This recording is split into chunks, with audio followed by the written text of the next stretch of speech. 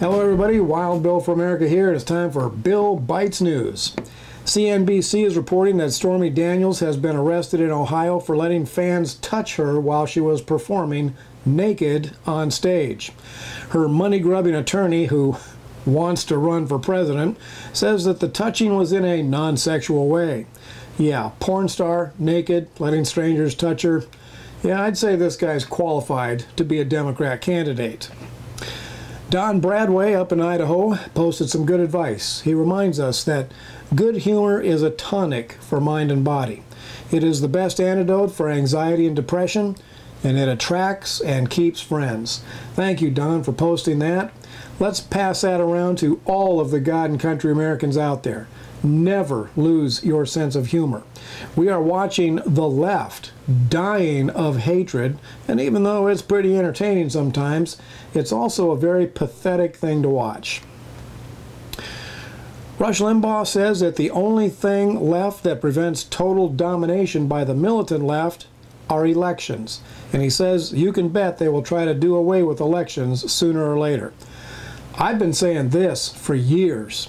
The massive push by liberals for voter fraud, liberal judges striking down perfectly reasonable voter ID laws, and the massive illegal invasion across our unsecured border is all a giant plot by the Democrats to crash free and fair elections in America. They actually think that they have a right to cheat. If they can overwhelm genuine voters with illegal voters, then the liberals will no longer have to fear the ballot box. And when the most evil people in America no longer fear the ballot box, the only box we will have to stop their evil plans will be the cartridge box. Think about it. WorldNet Daily is reporting a growing revolt from parents who are rising up against public schools teaching Islam to their children. Seriously.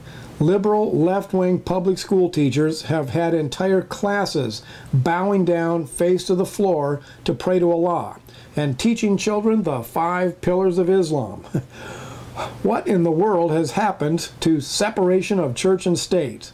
Well, as America's leading liberalologist, I can tell you that the only religion liberals really hate is the traditional founding faith of the USA, the Christian faith.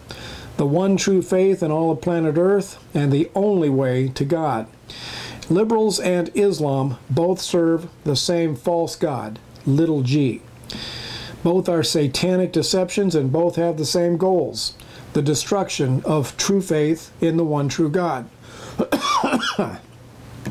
And while we're on the subject of satanic slaves, we might as well hit the army of perversion too.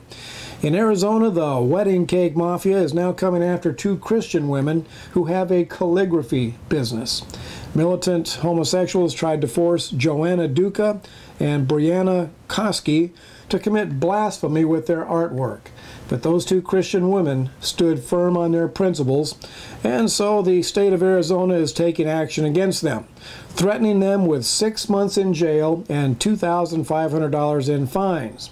The Alliance Defending Freedom is defending the 2 ladies. This battle is ongoing. We will keep monitoring the situation. Have you noticed how quickly the homosexual movement went from simply wanting equality to vicious totalitarian demands?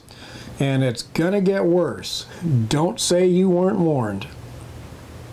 If you are a Christian man or woman, are you prepared to have your faith tested? President Trump gave NATO representatives a well-deserved kick, calling them out for their brazen cheating of the USA both financially and politically. It is so good to have a business manager as president rather than the typical political weasels that we are used to. Senator Tillis is asking the Democrats to demonstrate the same respect that conservatives showed during the Supreme Court nominations of Sotomayor and Elena Kagan.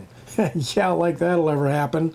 Senator Tillis, I appreciate your reasonable request and sentiments, but the fact is you are attempting to negotiate with a den of vipers. Outrage, real or imagined, is all the liberals have left. Their outright nastiness is their political tool, and they are not going to give it up. And Ruth Bader Ginsburg is doing exactly what we all expected. She is belligerently saying she will not retire. Ginsburg's anti-Constitution attitude has endeared her to the left. No problem, Ms. Ginsburg.